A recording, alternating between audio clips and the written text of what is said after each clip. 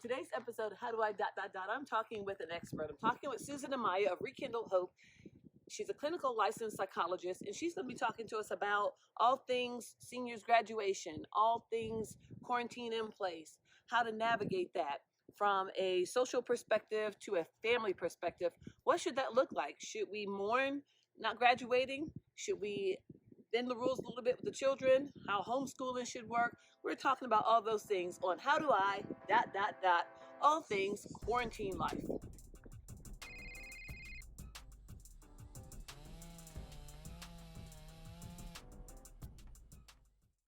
Take it away, Susan. Introduce yourself and tell us about your company.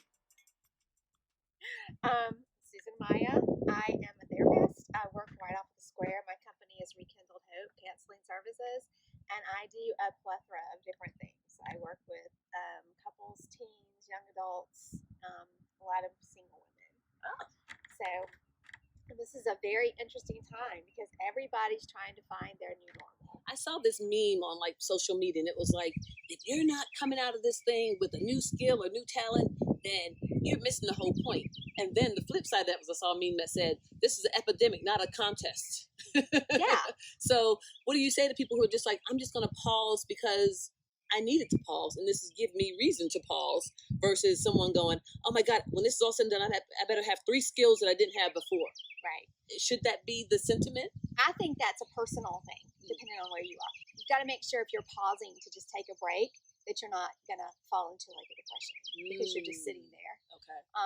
But in pausing, we can take time to read. We can take time to self-reflect. Mm-hmm. So if you're pausing in that way, it's very healthy, mentally healthy. And then there's some people that they cannot sit still. And so there's the people. I know. So you are doing all these planting, and it looks so beautiful. And for those people, they need to learn those new skills, but they don't need to put that pressure on everyone else. Okay. Everyone is different. Do you see Charles in the background? I'm trying to ignore him. Oh, he's like, listen to Susan. Don't listen put to this Susan. pressure on me. Oh, God. So I'm going to hear these quotes for the rest of the night. Susan said, don't be pressuring me. Yeah, we're all different, So for the ones that need to get out and learn 5 new instruments during this time, God bless you. And then for some, you just need to go, you just need to go read a book, learn something more about yourself. So I like that. So are you getting a lot of calls about, I'm losing my mind, I'm in this house for like too long and these kids are driving me crazy? Yes, I am. And so it's really important that parents realize that this is new for their kids too, and to let them go through their feelings, to let them understand that it's okay to feel their feelings.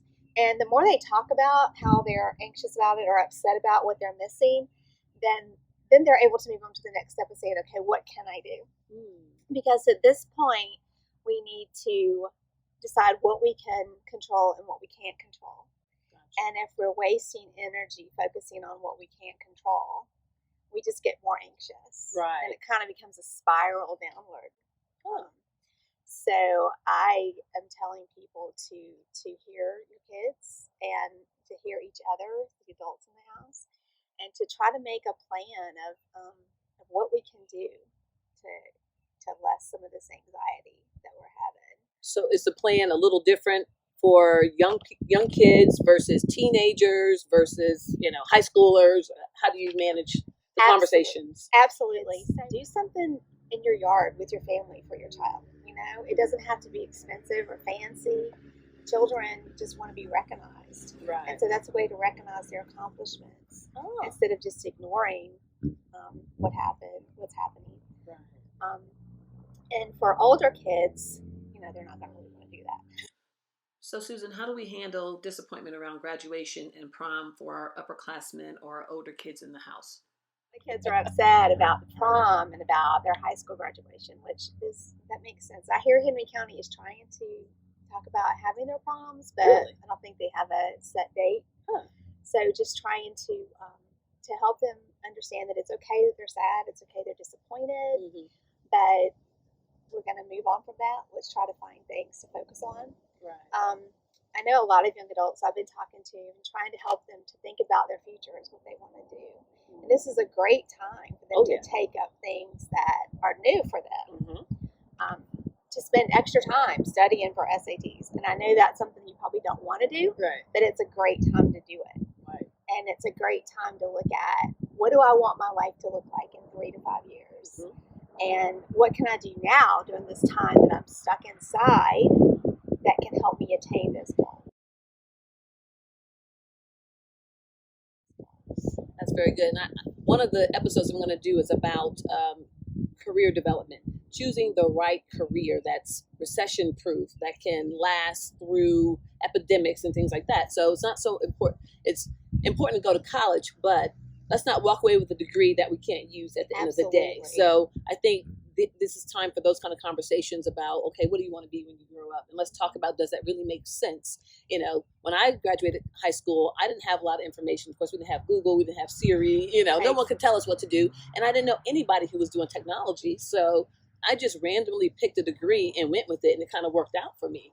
Now I think kids have enough information to be successful in methodically choosing what they want to do. Yes, they do.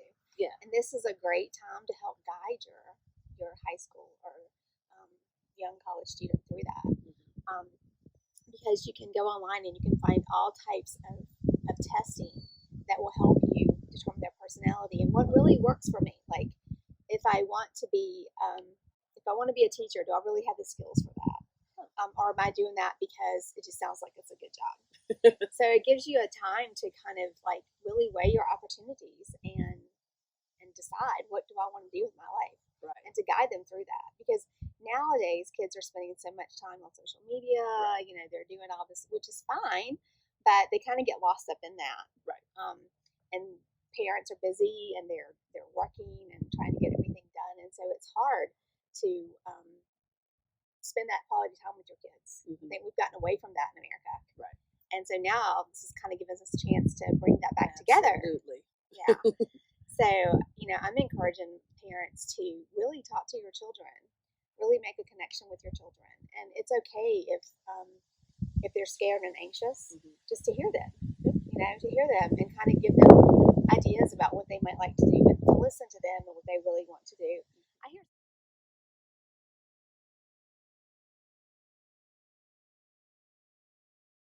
I hear so many young adults telling me that they feel like they have to do a certain career path because it's what their parents want for them.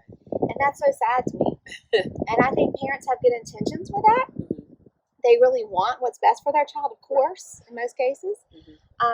But what we think is best for a child may not be what they want. Yeah. And so I struggle with that. I think we all struggle with that. Because we have a life plan for the kid. Again, we just want the best for them. And then they go do something rogue by our definition. And we're like, that is so not going to work. That's going to end up a disaster. But I think I'm learning with my 23-year-old, you got to just let them kind of do it, even though it hurts me. And I'm like, can you not see what I'm seeing? This is a crazy idea. But just let them see it through, and they'll figure out that was really a bad idea. And sometimes we'll figure out that it wasn't a bad idea. Well, then there's that too. Sometimes we'll figure out that, wow, they really learned from this, and they're going to be good at this, even though it's not what we expected from them. And so to give them that freedom. I know a lot of parents, we want to hold their kids in so close and make all their decisions for them. And when we do that, they can't learn. I remember when my daughter told me she was moving to Australia, I was like, what? But, that was such a growing experience. And so, but a lot of times we want our children to be just like right where we can protect them. And we do need to do that, but we have to be cautious in it. And I think kids are feeling so pressured by doing what everyone wants them to do. Well, do you think that, because I had a teenager come to me and she was like, I'm supposed to know like what college I'm going to. I need to know what I'm supposed to major in. And like, I need to have like a 10-year plan already ready when I graduate high school. And I was like, you need to calm down. Who's stressing you out? Absolutely. And, a lot of parents stress their kids out thinking that they need to have all those plans right now. And then a lot of kids just put that on themselves. They just feel like that I need to know everything. And I just say, calm down. It's okay. You're 18. You can take a gap year and you will be fine. see, that scares me. Okay, why does Because I that feel scare like you? my son, he started out in Savannah State, and then he was like, college isn't for me. And I'm like, words you never want to hear. And then I feel like once you stop, you'll never go back, or not in the immediate future, because you'll get caught up in life. You'll have cell phones, you got car notes, you got apartment to pay for, and then things just happen and you get derailed because now you got life stuff happening when you could have just stayed in the dorms and not had anything, debt free, and the whole nine. Yeah. So that scares me. And that can happen. That can definitely happen.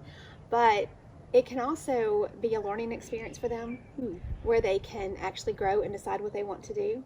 I have a lot of young adults that are like in their junior in college, and they are just really struggling with anxiety and depression because they don't want to be in the career path they're in. Wow. And they're not happy. And as much as most parents want their kids to go to college and get that degree, and it can be important, it's not for everyone.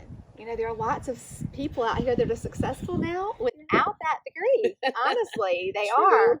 And I'm not encouraging you to tell your children not to go to college. Right. But I think that for kids that really have a different plan for their life, that you have to honor that. That's big. If you want them to be happy.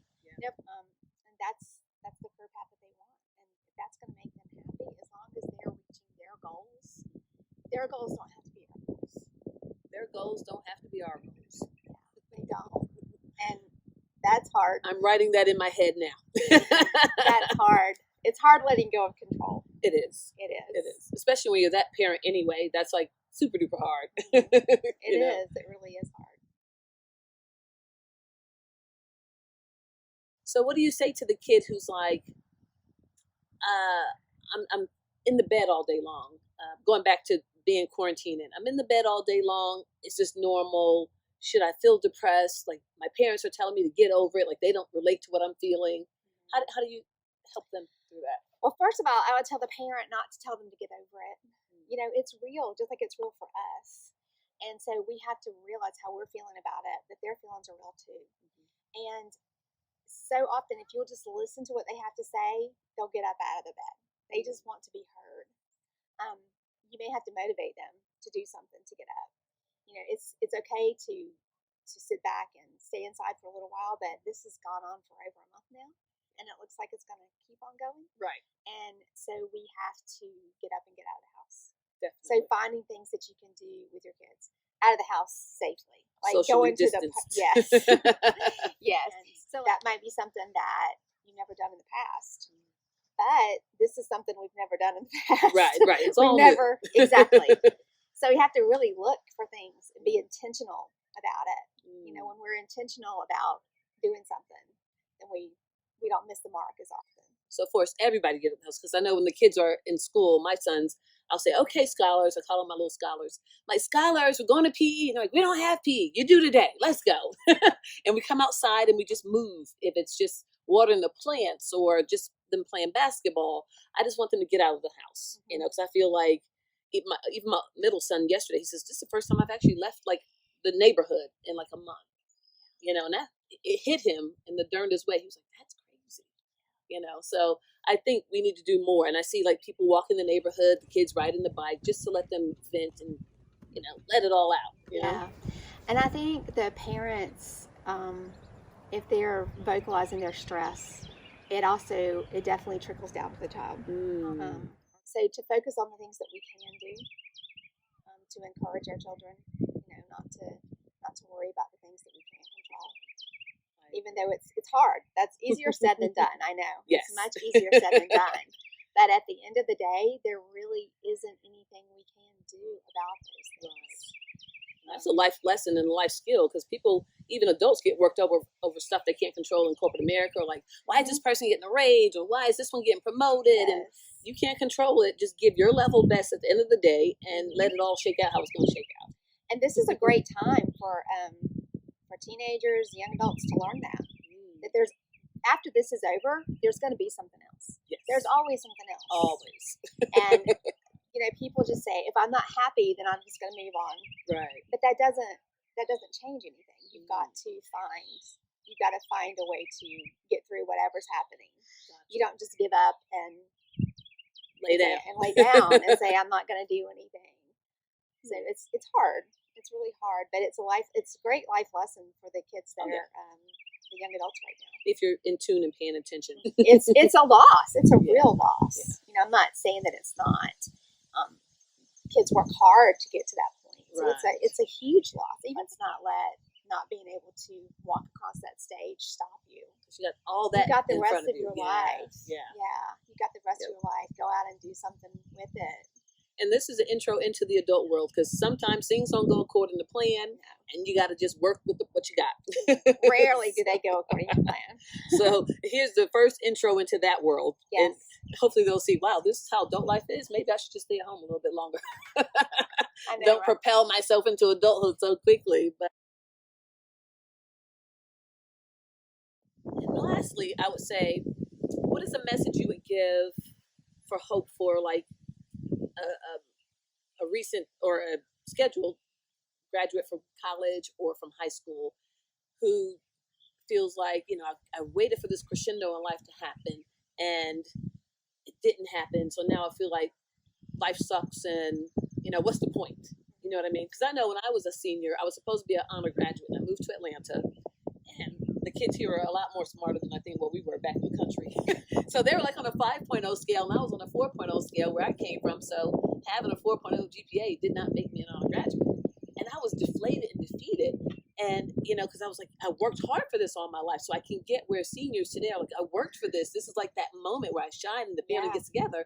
And then it doesn't happen. And it really, that moment changed my life. And I started thinking, school sucks. What's the point? And I went to college with a totally different attitude than I did all those years when I was in high school. So what do you say to them? Is it all lost or can you bounce back? What do you say? It's not all lost. And again, like I said earlier, it sucks. And it's okay to be mad and to say it sucks and I hate this and life is awful. But I have to take responsibility for my next step. So I've worked so hard to get here to this graduation. And it sucks that I'm not going to get to walk down to the pomp and circumstance. That just, it sucks. But what am I learning from this?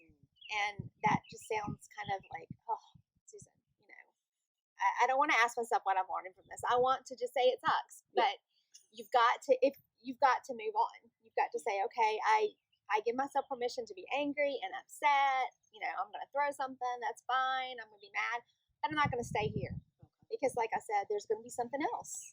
So you can't get stuck. You can't get stuck in that sorrow. You can't get stuck in that upset. The upset place of not being able to have what you want. So you mourn it and then you mourn it and you move on. So how can people find you if they want to reach out to you or enlist your services? How do they find you? Well, they can go to my website, rekindledhope.com, and my Facebook page, Rekindled Hope. Okay. And I also have resources on there for getting through this. Reading resources for kids, for parents. Okay. As always, we thank you for watching. We value your feedback. Drop some comments, share, and follow at Rekindle Hope on Facebook and How Do I ... This is randomly Rashida with How Do I ... Quarantine Life.